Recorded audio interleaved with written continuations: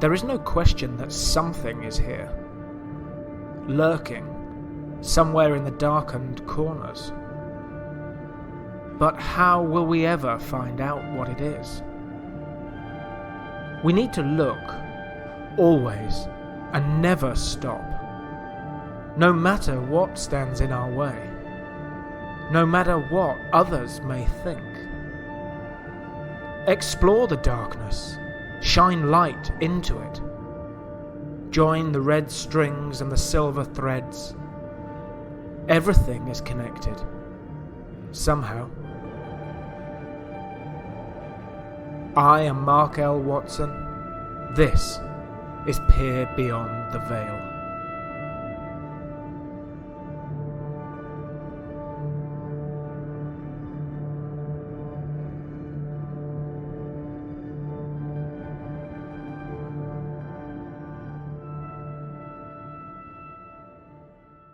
I was literally 5 years old in kindergarten, and I had been exposed, of course, to the beginnings of learning English. And the most interesting book that they had given me at that point was called Mike, Mary, and Jeff. Many readers probably remember this. It's just grade school primers on English. And when I began, I think, at about age 5 to realize that, you can read and you can read stories and, the English language, what we speak in its written equivalent, can convey knowledge. Immediately, I went to my parents and said, the stories you tell around the campfire, those are the kinds of books I want to read. And they said, well, you're a little too young for that. That you're going to need a few years before you can do all that. But they were kind enough to allow me to destroy several of their books because as a kid, you know how it is. I take them outside, leave them outside in the rain. And I wish I had it in the room right here right now so I could show you. It's over there in the other room, but I've still got my copy of Ivan T. Sanderson's Abominable Snowmen, Legend Come to Life, that they gave me at about age 5 or 6 after me persistently nagging Dad. So he donated that copy from the Hanks library, and I still have it. I completely lost the cover a few years ago, and the pages are curled and rumpled. It looks like something that you'd find either in the throwaway bin behind a used bookstore, or maybe in some cave, an Indiana Jones type discovery. So I love it. I keep it, and I still read, and I reread that book. I do. But as far as when it became a thing, again, I made it through school, graduated from high school, took 1 year off before I went into college with the intention of studying psychology so I could apply that to parapsychology. That was the nearest to, the kind of vocation I thought I might be able to find where I could take my interests and go in an academic direction with it. And, around that time, I had an opportunity to start working over the weekends as a board up, a button pusher in radio. And so I thought, well, education's important, but I may not get this opportunity again. I can always go back to school. And so I dropped out of college and went to work in radio. And one thing led to another. I would be sitting there in the evenings, board opping football games, and I would be writing articles. I just thought, I'd love to do what Keel and these guys did. And so I just started submitting articles to magazines like Fate magazine, of course, the long-running famous magazine in the United States, long-time hub for UFO reporting and other things. Started submitting articles, and it really kind of began from there. And that's the great thing about working nights in radio when you're board opping. You might have to jump on there once per hour you're listening to, and, let them know what your alma mater is. But then you'll have an hour of listening to the ball game going on and, potting up commercials every now and then. So I'd work on articles. And then I decided to start building a blog. And it was just pursuing an interest. But with time, then people start writing to you and saying, hey, would you contribute to this journal? Hey, would you want to do an article for our magazine? And I just continued to do what I loved. And then also with radio. I had an opportunity to begin to produce a Saturday night radio show about the unexplained. And again, I was just in heaven because I'm thinking, oh, great, this is yet again just something I enjoy doing. You don't really think, at least for me, I never did, that this is going to be what I'll do for the rest of my life, but I'm sure now I will. Emerging from the work of Francis Bacon and the scientific revolution of the 16th and 17th centuries, the Age of Enlightenment, or the Age of Reason as it may otherwise be known, swept Europe and reshaped ideas and concepts as it went. Scientists, mathematicians, philosophers, and politicians began to circulate new ideas such as empiricism, liberty, and the separation of the church from the state. They met together at Masonic halls and lodges, academic study groups, and even tea houses, and soon began to publish written works and journals that spread the ideas beyond their exclusive circles. The ideas that were brought forth to those tables led to a gulf between the previous religious dogma that was regarded as the only approach, and into one of reason that led to an exploration of the senses, mind, and consciousness, and the role that such things play on the lives of the people and the world as a whole. Minds began to open to that which lies outside of our perceived reality, beyond what explanations are offered in our religious texts. And so came the advent of paranormal research. As research groups and organizations sprang up across the continent and into the New World, the great library of such study began to amass on the dusty shelves, each ruffled old page taking us one tiny step closer to a perceived truth, a new enlightenment, a greater understanding of what our place is in the world and beyond, and what is truly going on inside the greatest enigma known to mankind, our own minds. As we moved into the 20th century, our minds were as open to such notions of extra-terrestrial existence, post-mortal existence, and telepathic ability as they had ever been before. Individuals such as Charles Fort paved the way for the writings of Keel, Barker and Mosely, von Daniken and Vallee. And then, quite recently, the medium changed, and ideas were able to be broadcast internationally at the simple push of a button. And so, today's researchers, while still writing incredible books, have turned to their own voices and the wonder of the internet to broadcast and to connect with one another in an instant. Such is the case with my guest tonight. Described by my fellow paranormal countryman Nick Redfern as one of those individuals at the forefront of skillfully negotiating the dark water that will ultimately provide us with the answers we seek, he has secured his place at the council fire of today's true greats. With numerous books and, quite incredibly, numerous active podcasts to his name, Micah Hanks joins us tonight to tell us what it is that keeps making him want to peer beyond the veil. I used to always think of Ian Fleming talking about his best-known character, James Bond 007. And he had said that Bond was this really ordinary guy that extraordinary things happened to.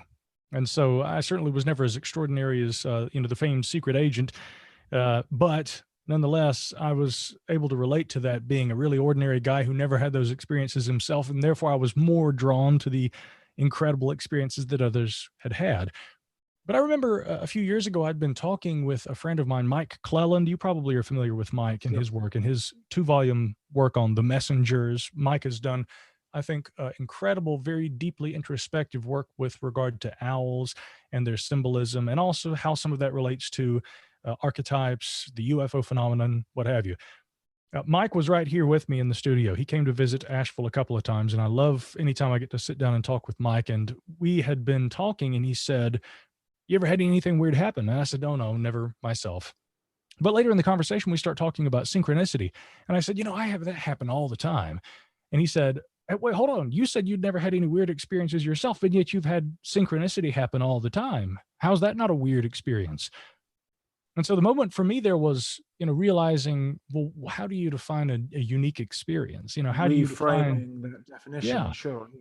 And it was really that moment, I think, where I began to say, maybe some things that I would deem rather ordinary, others would call something else. And, since that time, I've had the most extraordinary, interesting kinds of things I've had happen in this regard, with regard to this sort of work, would be, I would say, what you would call, for lack of a better term, parapsychological, premonitory visions, getting a strong impression about an individual before they call.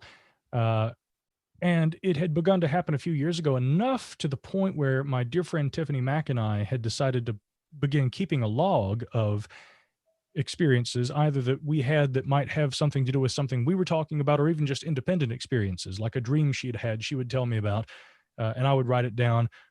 And that took me into looking at psychological and parapsychological literature that, again, accounts for so many of the similar kinds of things from over the years. It's almost impossible to ignore the idea that there must be some elements, some sort of faculties of the mind that we don't understand completely. Sure. You, in 2013, so 7 years ago, wrote the foreword for David Weatherly's great book, Strange Intruders, where you wrote, let me quote, "You have experienced inexplicable instances," you wrote, "where information was presented to you by those who maybe couldn't have otherwise known it, and that to you had proved clearly remarkable enough to write in that foreword." What of this almost Keelian theory of the more you involve yourself, the more you look into a void, the more it looks back, the more you involve yourself into a subject, the more it presents itself to you. So if you can maybe elaborate on maybe what you meant a little bit in that foreword by the inexplicable instances, and how maybe those things have started to show over the years where you have noticed the void looking back. Yeah, it's really paraphrasing Nietzsche a little there, with the idea of looking into the void. I've always enjoyed Nietzsche's philosophy, and really a lot of other philosophers too, whether or not they were necessarily as sympathetic toward the idea of the unexplained.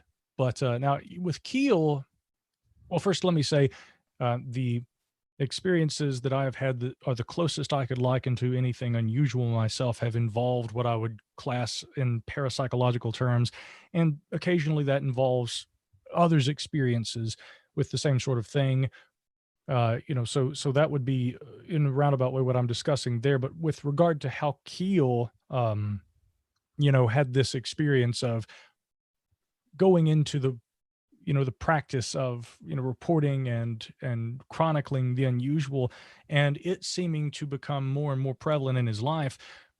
Keel always interested me because he seemed like the classic Western skeptic, and his earliest book had not been geared toward UFOs or anything unexplained whatsoever. Keel, I guess, had written for newspapers at this time, but as a young man, he travels to the East. He goes and travels throughout the Middle East and up into the Himalayan mountain range, actually. I believe he met Tenzing Norgay while he was there. But anyway, he chronicles this experience, this adventure of several weeks traveling, often with very little money except for what his publishers back in New York would send him or wire to him. Keel had these experiences in pursuit of trying to understand magic. And so the term that he used for this was an Eastern term, jadoo.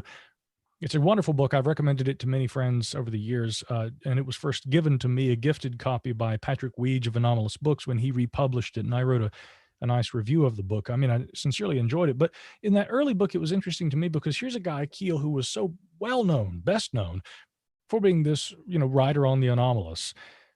But when he started out, he had really been kind of this skeptical guy who went to the East and thought, I'm going to figure out the infamous rope trick, which, as it was described to him, involved a guy who would throw a rope up into the air and it would, one end would stay, and then he would crawl up the rope and sometimes send an assistant up the rope. And it was quite a spectacle, an incredible magic trick. And so Keel thought, I'm going to figure out how you do that, and I'm going to explain magic. I'm going to demystify the mysticism along the way. And so he goes and he does eventually figure out the rope trick. But while he is in the East, he begins to get this impression that, there is the conjurer's tricks, the illusionist's art.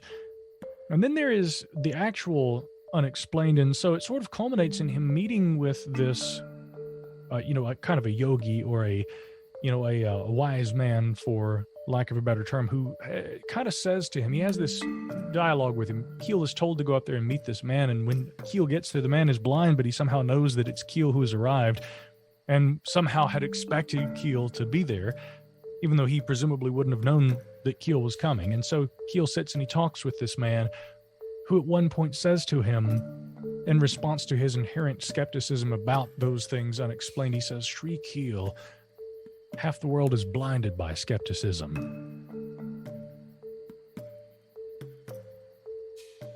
And Keel kind of goes, huh, okay. And so he continues his travels and he makes his way to the Himalayas. And at that point, he actually believes he is possibly being stalked by or moving in close proximity to an unidentified animal species, a yeti, essentially. And so he has this close encounter almost with what he believes might have been an abominable snowman. Comes back to the United States, writes this book about these experiences, and evidently was quite changed from having been and immersed himself in other cultures and learned that, well, the Western worldview maybe isn't the only one. And maybe it's not the only relevant one. Maybe, in fact, it's not the most accurate one in terms of perception of reality. And so, yeah, Keel, I think that was really a launching point for him. And the more he got into all of this, again, the deeper his involvement became. He starts with Jadoo, and of course he writes great books like The Mothman Prophecies, where he's still very much a reporter at that point. And then eventually this kind of takes him in this direction where, with regard to the UFO phenomenon, by the time he's publishing books like Operation Trojan Horse and The Eighth Tower, Keel comes over from being a quote-unquote ufologist to being almost like a demonologist. And, by some measures, his approach to the phenomenon was thinking outside the box and revolutionary at best. By other standards, some would say he was way too far off base and it was entirely too speculative to be relevant to the modern discussion and dialogue that we're seeing on UAP. I think that Keel's somewhere in the middle. He obviously had imagination, but I think that free thinking, new thinking, out of the box thinking should be allowed, and sometimes when done properly and with a certain amount of caution, it can actually be in itself very advantageous. And I think that Keel was that kind of person. But again, the point I like to drive home is that progression of thought for Keel, like with many others, was rooted in experience. And he had begun much more skeptical. The more he became involved, the more what he pursued seemed to involve itself with him.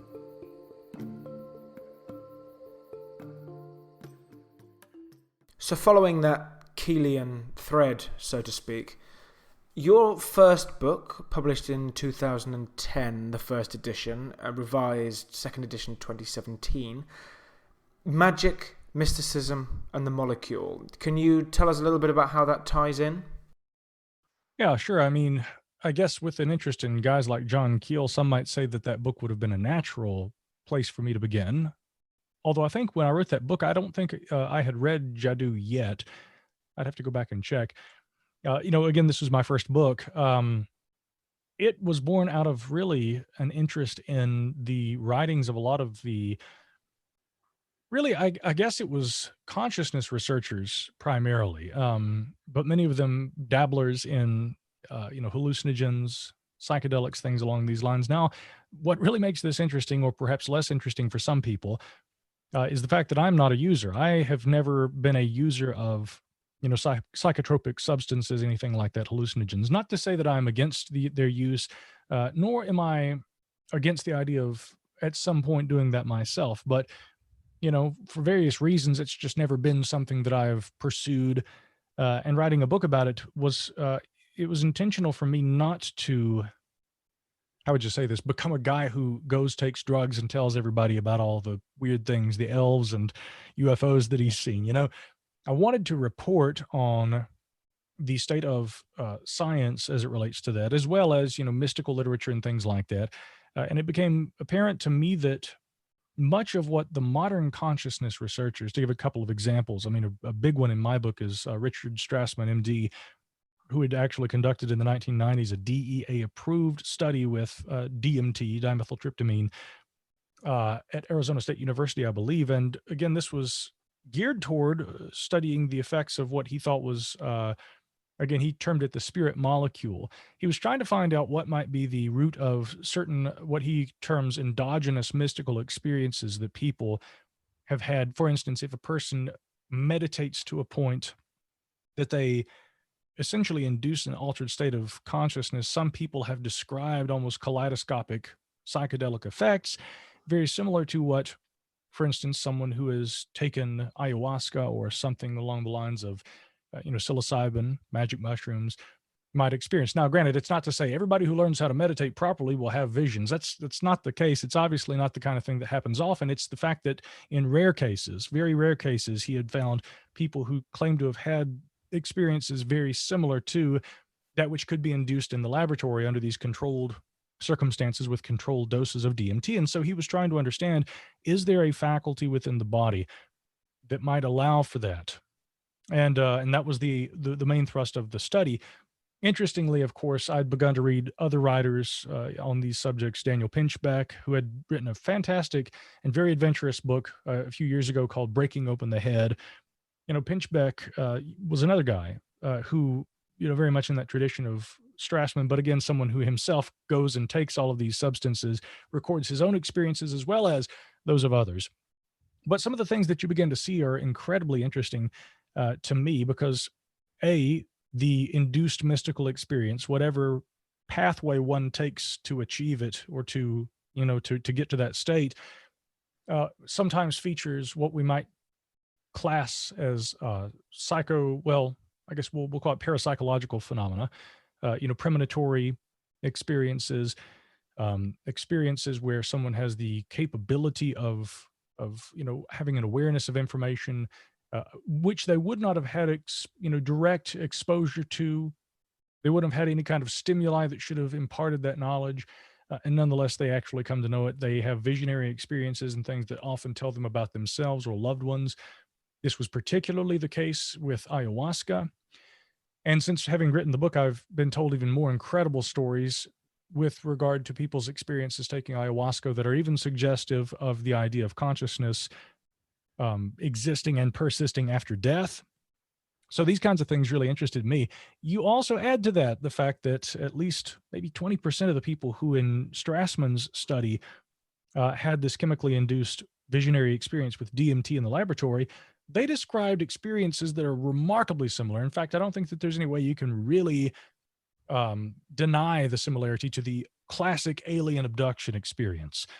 Some of the descriptions of the beings that people in a very controlled, medically induced hallucinogenic experience. So we know exactly what factors are contributing to what causes the visionary experience. But again, what they see is remarkably similar to things that people who presumably have not taken any kind of drugs or had any other kind of an induced experience, they're nonetheless describing similar things. And of course, we find this in the abduction literature from primarily maybe the late 70s, but really rises to prominence in the 80s and 90s, following the publication of Whitley Strieber's Communion and Bud Hopkins' book Intruders. So, there was definitely continuity there.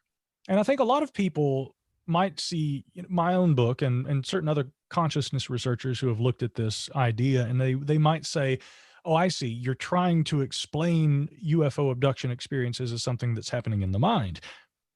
Yes and no. I don't know that we can necessarily, I don't think we even have to try and explain away the UFO experience. I'm merely trying to understand the commonality between those experiences. But Whitley Strieber's always been someone who fascinates me because I have often said, I don't know if the experiences that he had, which were very real to him, would have been as real, maybe, Mark, to you or to me. Sure. Right? But they were real to him. Now, the modern, very skeptically inclined materialist thinker would say, well, therefore they were imaginary. I don't know that that's necessarily the closest approximation of truth. Whitley, you go back and you look at the interviews shortly after the publication of Communion. Back then, he was, if anything, much more hesitant. And maybe that was in keeping with the times somewhat, but he was much more hesitant to actually say these experiences involved occupants of UFO craft. He said, I don't know what they are. It would be fair to say that they are alien, but I don't know that that means extraterrestrial. The experiences were real to me, and they seemed very real. So again, he actually terms it very much the same way that I perceive it. And I think it's an admirable position that he takes. It's not wishy-washy to say, I'm not sure exactly what the physical nature of this was. I just know that I had these experiences and that experience was real to me. And that kind of discussion of those experiences, the way that he terms it, I mean, it is very reminiscent of the kinds of, psychedelic experiences that involve very similar circumstances. But now, as far as the title of the book, Magic, Mysticism, and the Molecule, we could begin with the modern consciousness researchers and inducing an altered state of consciousness in order to try and have a similar experience. And there's a chapter in the book that's actually almost as fascinating to me as the consciousness component itself, which looks at survivors of circumstances which we would class as near-death experiences. And I don't mean that in the traditional sense of the term coined by Raymond Moody, MD, who I got to meet, and that's discussed in the book. When Moody was talking about a near-death experience, what we generally all think of is a person almost dying and they see a tunnel and a light and maybe a loved one comes down. Uh, Again, in the very bare bones sense of things, a near death experience, like I'm discussing in the chapter we reference here, would involve a person maybe who was kidnapped by a cartel and they are tied up and blindfolded and they are being burned with cigarettes. And this induces an altered state of consciousness because this person is in a hyper aware survival state.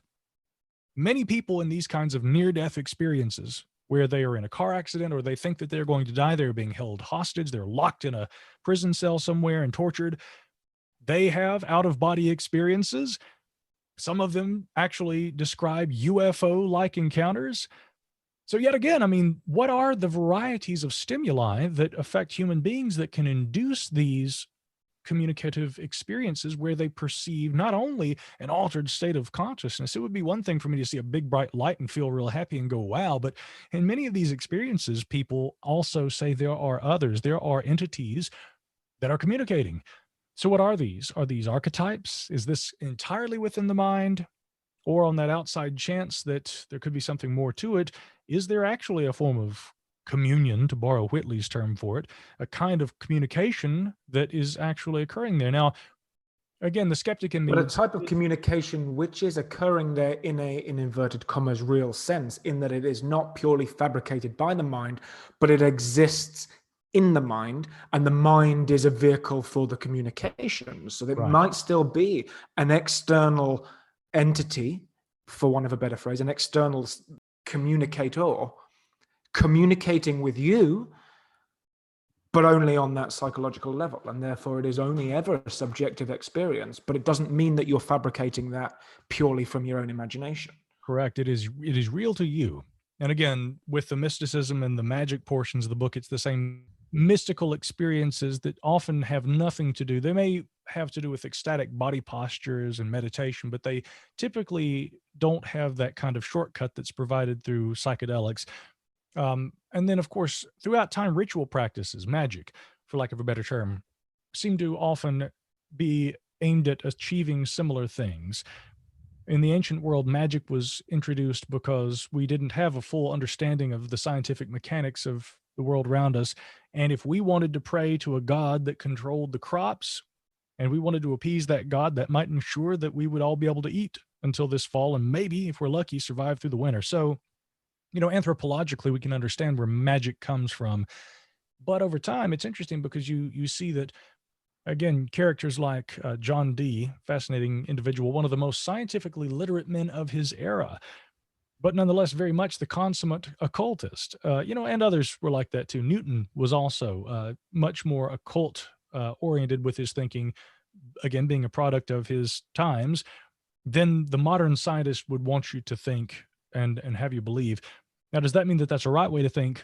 Again, that's anybody's guess, but I'm fascinated by the fact that even until fairly recent times, toward the end of the Middle Ages, the early Enlightenment, you still had people who were, and very much into the Enlightenment, who were exploring avenues that the modern consciousness researcher is still interested in. They may have perceived the root of the phenomena differently. John Dee believed in this idea of Enochian angels, and that communication with them would, essentially unite heaven and earth and bring about this sort of paradise.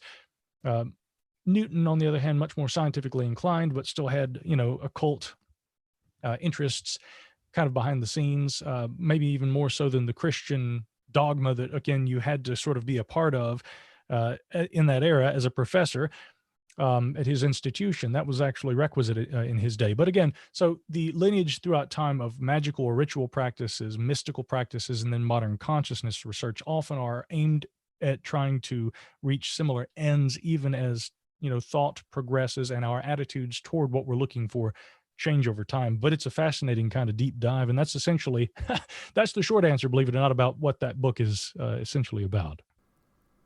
Yeah, I've discussed before with people and even on this show how the perception of what religion is and some of the stories behind it have the names and titles associated with such things that actually in a modern context could actually be perceived as paranormal experiences or certainly occultism. It's just that they were given different titles at the time, or they're given different titles now. And I actually have a close friend who is of Christian belief, who I've spoken to in the past about my lack of belief. And actually recently I've had to almost reverse my decision to him and say that while I would not class myself particularly as a Christian, though of course I believe in many of the teachings, that actually it is possible that with my paranormal beliefs that I do indeed believe in Christianity or in religion. It's just that I give those things that he calls Christianity and he calls his religion, I give them different names, though they could possibly all be the same thing. So I may be very religious, in a sense. You know, it's funny. This has come up so many times in conversations I've had recently. I have to quote my friend, Dr. David Halperin, a Jewish studies professor. And of course, he has also written a book more recently on UFOs, which is called Intimate Alien. And it's a challenging and an exceptionally fun read. Although I think that the nuts and bolts UFO researcher won't necessarily agree with the premises, which is why I encourage people to read it. Because Dr. Halperin really gives us a different perspective. Being a religious studies professor, he sees UFO experiences as being indistinguishable from the classical tradition, going back since antiquity, really to time immemorial, of the religious vision. And I think that, to his point, some modern UFO experiences certainly are essentially, even if the person having the experience does not see it as such, I think that they are essentially religious experiences. But I would hesitate to say that it works the other way, in the sense that we can look back through time, and I think David would agree. I don't think we can look back through time at all of the religious experiences that people have had since, the beginning of human thought, springing into consciousness, and we, reflect on ourselves and our thoughts and become conscious beings. I can't think that it's the same that every experience of a religious kind, Ezekiel's wheel, what have you, that those are all actually UFOs. Now, where I would differ with dear Dr. Halperin, though, and he knows this, but again, scholars and professionals should be able to disagree more often and still reflect on another's work and be challenged by it. And it should be able to teach them things about themselves and the way that they think about phenomena that we study. Where I would differ with Dr. Halperin is that all modern UFO cases can be explained as religious visions. I certainly think that the UFO experience is very similar to the tradition of religious experiences. I think that the person who sees a modern technical nuts and bolts craft that, for all we know, could be from outer space, may see that and still have a religious vision. As Halperin would point out, you'll often see people who've seen a UFO and they're frightened by it and they start praying, or they may say that I started having religious thoughts after the experience because it really caused me to wonder about reality and whether we're alone in the universe, and what the implications of that would mean for my maybe existing religious beliefs. I mean, more often than people are aware of or would think, there is this sort of continuity between the religious, tendencies and the UFO experience. But at the end of the day, I hold out hope that some UFOs do represent a actual tangible phenomena. But I understand that humans throughout time have required religion for various reasons. That's something we don't have to get into right now, but the vestiges of that requirement that we have, for social reasons and for other reasons, those things come out when we experience something that we can't identify. And so you can't really remove the UFO idea from the tradition of religious and mystical experiences. No. It would also say that this purely conscious-based subjective aspect of something like UAP wouldn't be explained by being caught on the gun camera of a fighter jet, for example. So, well, times are always changing. Times are changing, and again, with further review and further expansion of our knowledge base, we can sometimes look back. This is something that you've touched on. We can look back and we can sometimes hope to explain things we once didn't understand. But, I guess it would be important for me to include this quote I was thinking of from Dr. Halpern, which ties all of this together. Again, he would say of the UFO, UFOs are a myth, in his view. UFOs are a myth, but myths are real. And again, to your point about religion and, belief versus, and really this all very being contingent very much on the eye of the beholder. Again, a myth may not exist in the physical sense, but as an idea, as a concept, as something that we recognize, the myth is very real, right? And something can both be a myth and I think at the same time be very real. And I would extend that to all of the consciousness studies that we were discussing earlier as well. Again, that experience may not be real for every person, but for the individual who is experiencing it, that myth or otherwise is very real.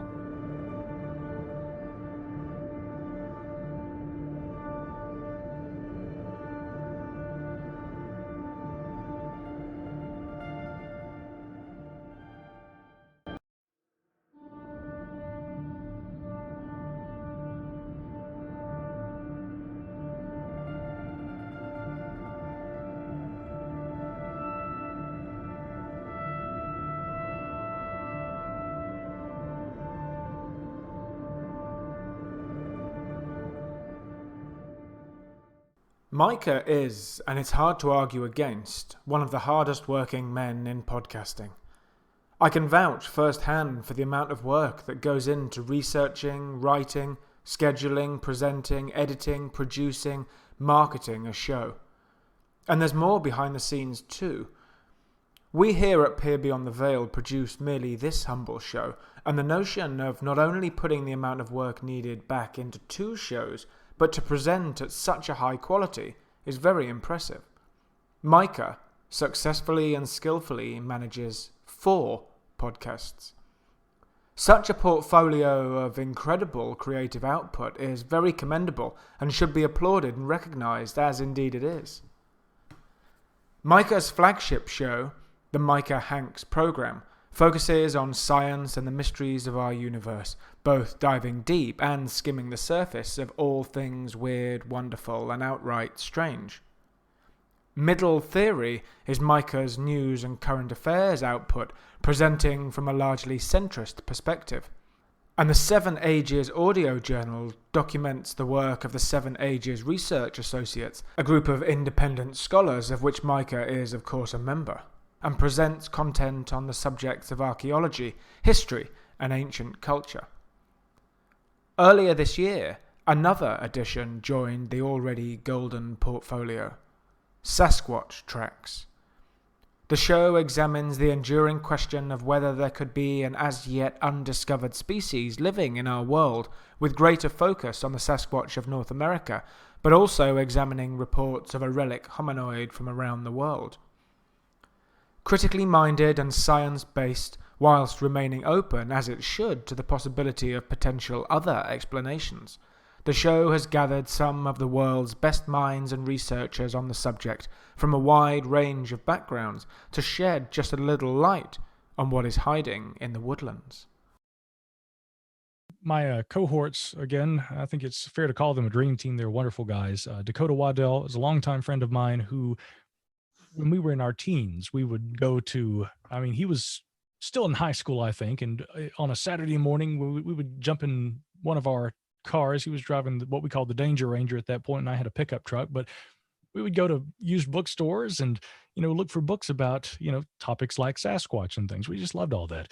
And I think he had just graduated from high school the first time that he, I, and another friend traveled up to New Comerstown, Ohio, and went to a conference to talk about the way. We didn't talk, we were just attending, but we went to this Sasquatch conference there.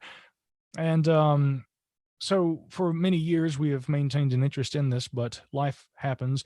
We never are what we were never one of those friendships that fell out of touch and comes back together. He and I have remained frequently in touch for years because we've performed music professionally for years in different bands.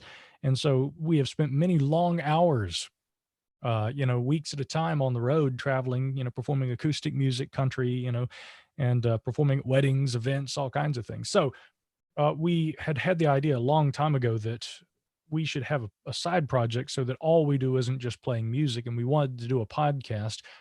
And going through many iterations and finally coming back around, Sasquatch Tracks is what came out of all this. But with the addition of a mutual friend of ours, Jeff Smith, who Dakota or he introduced me to.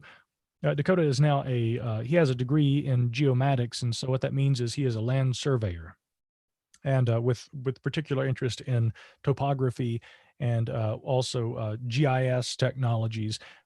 And so Dakota and Jeff met in the geomatics program, going to school here in North Carolina.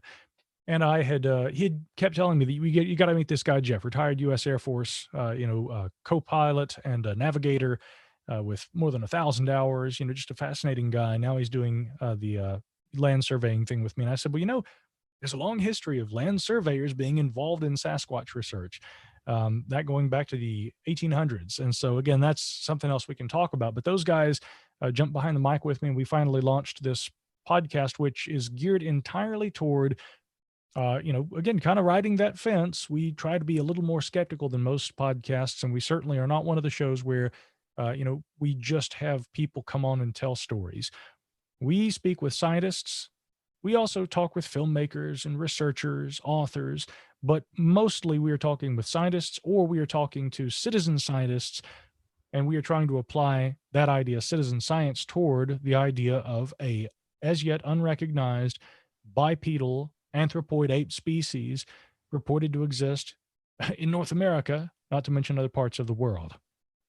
You spoke with the fantastically talented Dr. Jeffrey Meldrum. That was a two-part interview there over 2 episodes.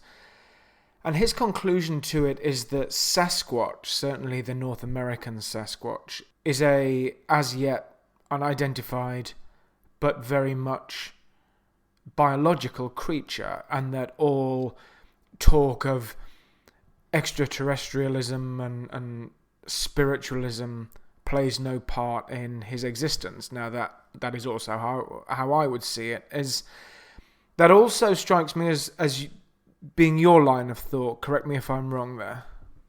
Yeah, it is. It is my line of thought. I think a lot of folks, knowing my interest in UFOs, because, again, I take that subject very seriously, and to the point that I've never been a member of any organizations, at least since I was maybe in my early 20s. But I recently threw my hat into the ring and joined a group called the Scientific Coalition for UAP Studies. Because, as the name says, I feel that this is something it's incumbent upon us to apply science toward. And so I treat the idea of, as Dr. Meldrum would term them, relict hominoids. That's just a scientifically literate expression that he advocates, and which others have used in various forms. Relic hominoid sometimes has had been termed in decades past. But again, relict hominoid, essentially describing a hominoid, a human-like anthropoid ape species, and one probably the likes of which we thought would be extinct, but which somehow has persisted into the present day in small numbers. That is the idea, and my feeling is that the scientific approach toward this is to treat it as like we would treat any other kind of biological organism if they exist. And like Dr. Meldrum, I have some reservations about that. On certain days of the week, I could convince myself that this is all just kind of a sociological phenomena. Somehow we have created this living mythology of the Sasquatch, of the ape man, of the, the hybrid creature, the chimera, what have you. But on those days where I'm sitting there and I'm reading Dr. Meldrum's work, and I'm, analyzing the Patterson-Gimlin footage from 1967 there at Bluff Creek, California, on a good day, I look at all of that and I say, it really does seem that the more parsimonious explanation, as my good friend Matt Pruitt would term it, is that, however incredible it may seem, there is perhaps a human-like, unrecognized biological species right here in our midst that has somehow managed to evade science. And I think that there are a lot of reasons why that's the case. But again, as far as the confusing element, yes, people would say, well, you're interested in UFOs. Do you see a connection between these two? Often I'm asked, do you think that there is some sort of overarching phenomena that connects all these things? And I'm like, well, If there is, it's consciousness, and it's just the human perception component related to all of this. But no, I don't see any connection between the idea of the relic hominoid, if they exist, and UAP, whatever that may be. Sure. He made a very good point, I believe, in the first part of your interview with him on Sasquatch Tracks, that he told a story of a team of trackers who were tracking bears who'd come down from British Columbia into, I guess Washington State, and into the forests there. And they knew they were there. There'd been countless reports. And, I think he sent people into the field, an entire team of them, for 5 years, I believe he said, before they actually spotted the bear. We knew they were there. We knew they were there. We'd kind of, effectively seen them come over the border, and it took 5 years for experienced trackers, 5 years to find the bears. So is it possible that something can be existing there under very little scrutiny, really? Obviously, a lot of people are interested in it, but how many people are camped out in the field 365 days a year? Very few, if any. Very so true. Could it exist? It certainly could. However, to the flip side of that, which is kind of posed maybe to you as a question, is while in that explanation, that will explain how maybe there can be some of these hominoids, these creatures of any description who may exist in our world, within your country, right under our noses. But could there truly be a possibility that Bigfoot, Sasquatch within the continental United States and Canada, but also the Yeti in the Himalayas, the Almasti, the Orang Pendek, all these other variations, his Bigfoot's cousins, so to speak, could they really, all of that divergent evolution, every arm of that, could it all exist without having yet been discovered? Would it not seem that one of them would have been discovered by now? One should have been discovered by now. I mean, yeah, again, that's the great issue right there. And the very reason why many modern researchers are less inclined. This is interesting. It didn't always quite end up, it hadn't always been this way, but I think many modern researchers are essentially convinced that there could be something to Sasquatch. There are just an awful lot of reports, and however unlikely that may seem, again, either a lot of people are liars and hallucinators, or there is something to it. The Yeti, and on the other hand, maybe not so much. That's the general consensus I get from people these days, which is interesting because I think that early, maybe during the Second World War and immediately afterward, there was a lot of coverage of the so-called abominable snowman coming out of the Eastern world. And in those remote, inaccessible reaches of the Himalayas, right, in Nepal and surrounding border states, it would seem very likely that something could exist there, but not in North America.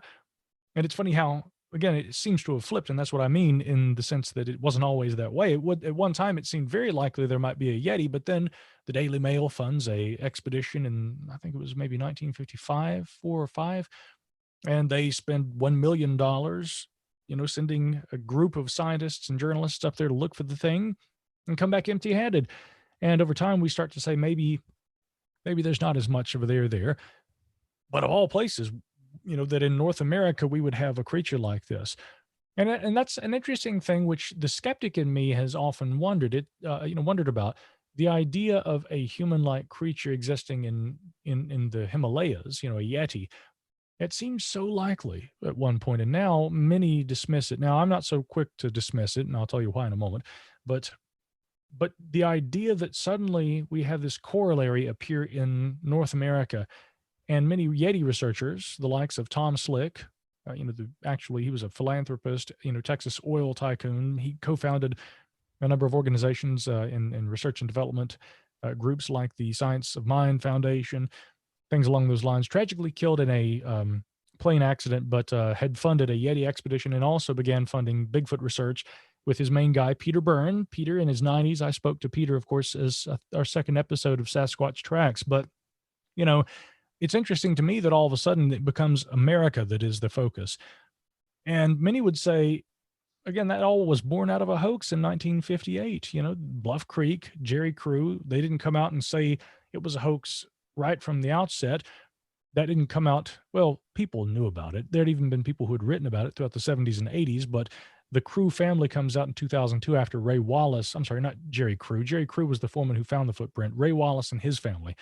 When Ray Wallace had passed away in 2002, his family came out and said our dad was Bigfoot. And so much of the press kind of jumps on it and says, see, this whole idea, the reason it seems unlikely that there could be such a thing in North America is because there is no such thing. This was all a hoax. What many people fail to understand, though, is that, again, Ray Wallace and his brothers and others there at the construction sites in Bluff Creek were no doubt aware, as others were, of the indigenous traditions involving so-called giants. In fact, the newspapers from that period tell such stories and even quote Ray Wallace talking about those ideas. So he had an existing knowledge of the myths and the folklore. And what's interesting to me is that, again, it seems as though these ideas spring out of nowhere and just all of a sudden kind of come to into consciousness. They were there all along. But as the late Dr. John Bindernagel points out about them, these ideas, even though they have been in our midst and people have a degree of awareness of them, many perceive them as being myths or what have you, they are known, but they are scientifically premature. And again, he's basically riffing on the ideas put forward by Thomas Kuhn, philosopher of science, who said that, again, there are stages of progression that an idea goes through observation, but basically people aren't interested or they don't really pay much attention to it. Gradually, people become more and more aware and begin to realize that, well, there may be something there, but I'm still not sure that this isn't just mythology. And then with time, science applied toward it and persistence may sometimes actually establish something that was observed and maybe thought of as myth as being an actual scientific reality. And Bindernagel's contention was, yeah, these things, even though we don't have that specimen, and like you say, there should be one, his contention is that this is a scientifically premature idea, which perhaps like UFOs, we are on the cusp of beginning to understand. But again, it is a problem, like you say, that, well, if these things have existed throughout time, if they exist today and they're biological organisms, they would have had to have been here for a long time. And throughout time, they don't just come into existence in the 1950s or 60s. So how could we not have had an actual specimen? Now, what's interesting is I'm involved in a historical research project right now, a writing project as well, which looks throughout time based on that premise. Well, what kinds of evidence for the purported relic hominoid can be found in the historic record? And again, you're going to have immediate limitations in North America because many of the indigenous cultures, indigenous Americans, they have language, but they may not have had written language, nor do they keep written records that go back prior to Columbian contact. But if the creatures, arrive in North America in a fashion similar to the first arrivals in North America, the first humans, in other words, then they probably would have followed similar migratory patterns coming across Beringia. And so that would seem to suggest that somewhere in the old world, you're likely to find these things too. And yet again, that brings us back to the Yeti. And so biologically, in terms of migrational routes that they might have taken, and in terms of analysis throughout the history of the subject, I think that there's a whole lot of groundwork that needs to be done, which we're only really beginning to do. And certain new technologies, like, for instance, library science, digitization of newspaper archives, ease of access to old obscure manuscripts and books, it's helping researchers like me find that indeed there's a much richer and deeper history of purported observations of these things throughout time, which nonetheless, even though it doesn't give us a sample, it doesn't give us that holy grail like you're talking about, it does support the idea that there is a historic record that accounts for the existence of these things. So that to me is where we are with this, but we haven't found a specimen, and it doesn't exist for real, until we have that specimen. Question is, will we ever find one?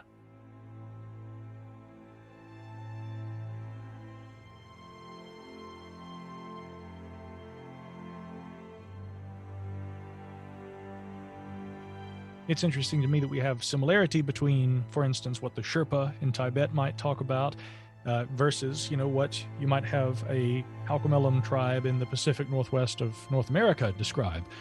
You have similarities in that tradition. Now, the folklorist would say, of course there are similarities because this is mythology. But I wonder sometimes about the deeper mystery of, the similarities between different folkloric beliefs in various parts of the world. There was an article written shortly after Sanderson published Abominable Snowmen back in '61. And this appeared, it may have been in the Journal of American Folklore, but It was a folklorist saying that they found Sanderson's conclusions kind of weird. The idea that he thinks these creatures are all around the world. The folklorist said, we recognize these things clearly as being items of folklore, and here's why. Because again, in the Yeti tradition, you have a creature that the locals say its feet are turned backwards. You have the same thing about various different traditions about wild men in parts of South America. And again, they go down the list of all the different kinds of iterations of folkloric tropes that appear in relation to the belief in these creatures. And so, again, I have to acknowledge that, okay, sure, the folklorist has a point there. But on the other hand, as archaeologist Myra Shackley had said back in the 1980s, she wrote a wonderful book about this before she kind of got out of it and then went more into anthropology and then later became an Anglican priest. But Myra Shackley had said, again, myths and folklore don't leave footprints in the ground that can be measured and that can be cast. And so her belief was that obviously we have to understand and recognize the folkloric aspect of this when indigenous cultures are looking at this idea, but we need to be able to entertain the idea that those traditional beliefs may stem from something rooted in reality that is little understood.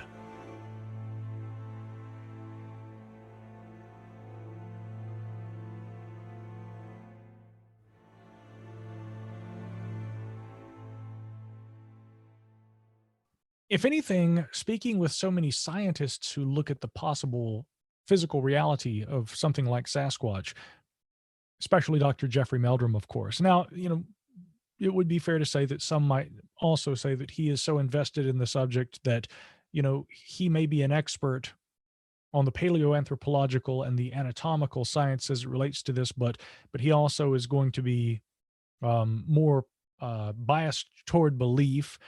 Again, I've heard people say things like that.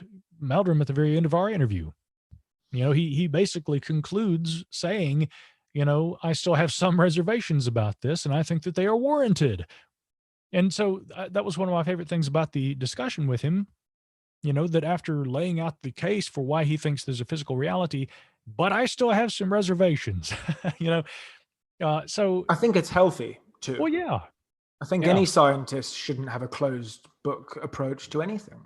Well, right. And again, that's why I call myself a hopeful skeptic or a open-minded skeptic. I always fundamentally approach these topics with skepticism. And so with regard to Sasquatch, again, I cannot say, well, I think they're out there. Again, that is a belief-oriented perspective. But what I would say is that having spoken with a number of scientists and also avocationalists, citizen scientists who get out there and who work in the field, so to speak, on the weekends, many of them are very, very well trained and have often self-educated themselves and have become very, very adept at the collection of information, the collection of, not only eyewitness testimony, but also collection of data and maybe even samples from the field. Again, some of these researchers are fantastic at what they do. Matt Pruitt, who I mentioned earlier, being one of those. And another example that I would have to, we haven't actually aired this episode yet, but another example in a forthcoming episode that we'll be doing. But Shelley Covington, Montana, is a guest that we have spoken with, and we will be airing that episode soon. And yet again, avocationalist, self-taught, but she has gone through the gamut, of learning tracking, learning forensic applications to the collection of material evidence in the field. She's very, very impressive in terms of the skill set that she's built for herself. So she and Matt Pruitt and others like that, and then also the scientists are people who are academic, they do most of their work in the laboratory or at the university, but nonetheless studying this. The big takeaway from learning from these people and learning about their experiences has been, man, there is a stronger case for the physical reality of these creatures than just reading books and just watching television shows would have you think, and so what I ask people to do is, again, maintain that skepticism. Like you say, it's healthy, but be open-minded enough to hear what a professional like Meldrum, or someone along those lines, see what they have to say before you draw your conclusions. That's, I think, important too.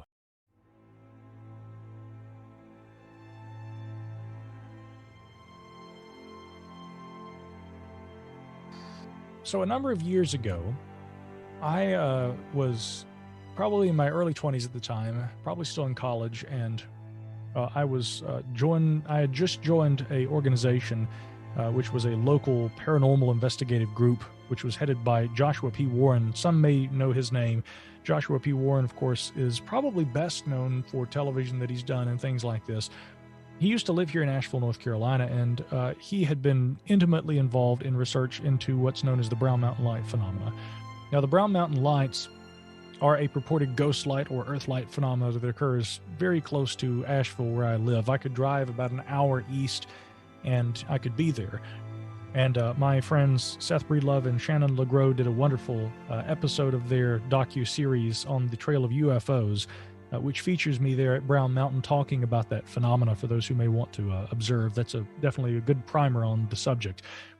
And so I began working with Joshua because, he and his group would go down there at least once a year, more than once a year often, and they would do, research. And I wanted to kind of have, the experience of being able to go down there to Brown Mountain and see what was going on.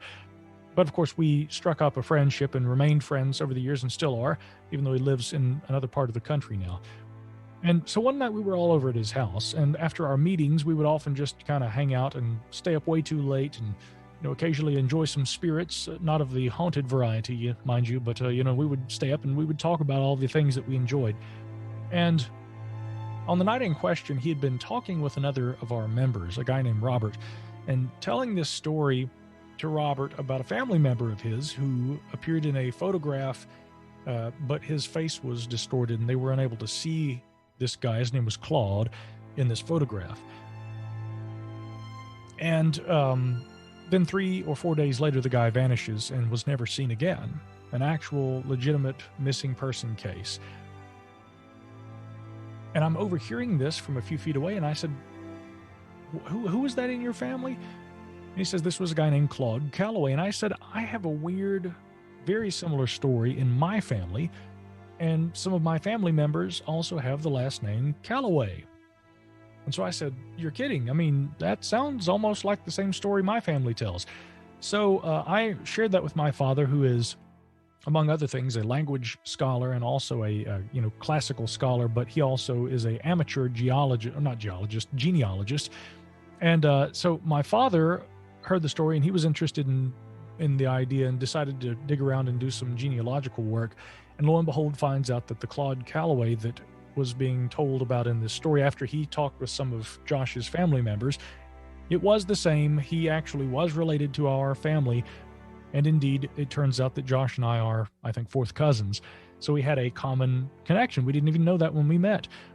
Maybe that's just a feature of living in western North Carolina and rural North Carolina, but that's not even the weird part.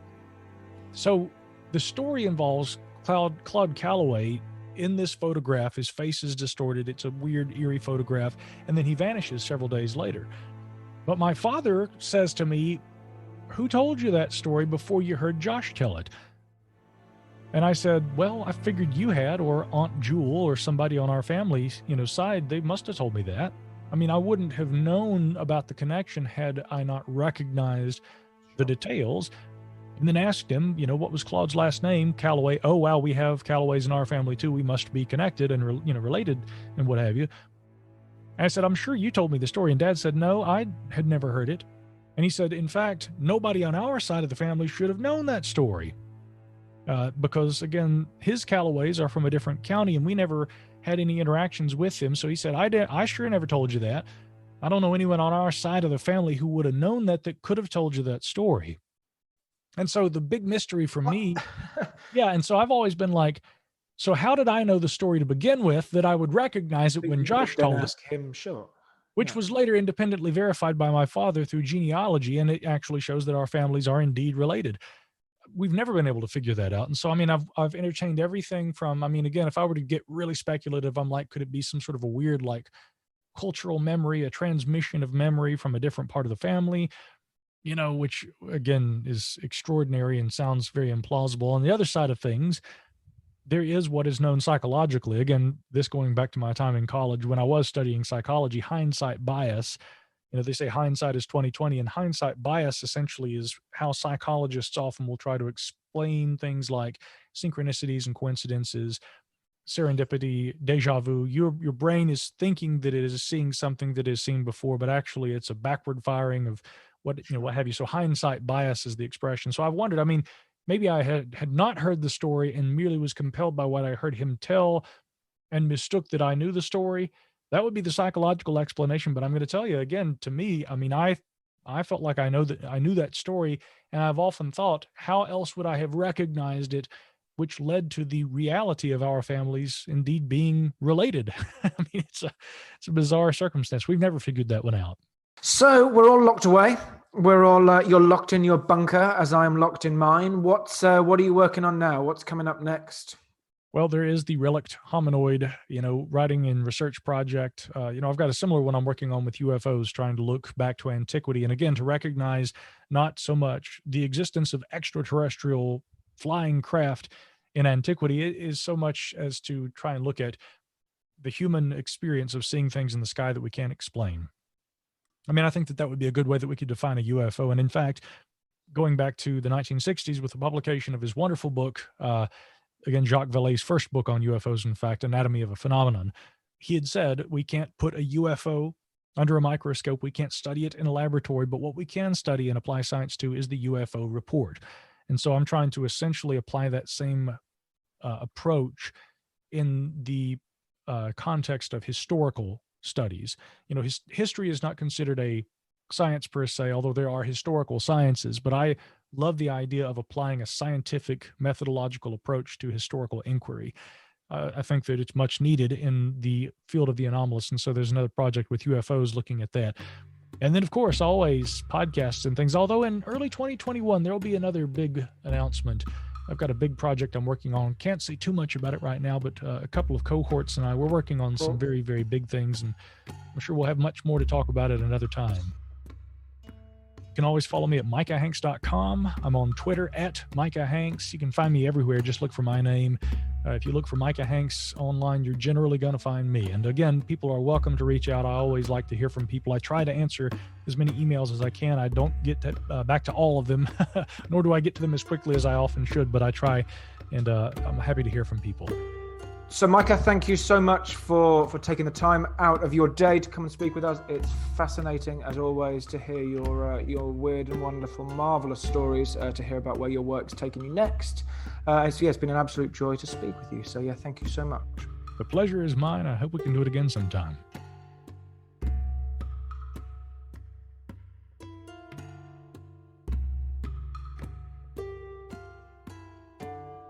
Peer Beyond the Veil has been written and presented by myself, Mark Watson, as part of the Fearscape Media Network. Music and soundtracks are credited and licensed to Purple Planet and to Kevin MacLeod, licensed under Creative Commons. All rights are reserved by our parent company, MLW Publishing. You can follow us at facebook.com/Peer Beyond the Veil, or on Twitter at Peer Beyond the Veil, or at Peer Beyond 2020. Please click the like and subscribe buttons when you see them, most importantly wherever you listen to your podcasts. It helps us to attract the attention we need to keep the show going, to get the guests that you all want to hear from, and to help more and more people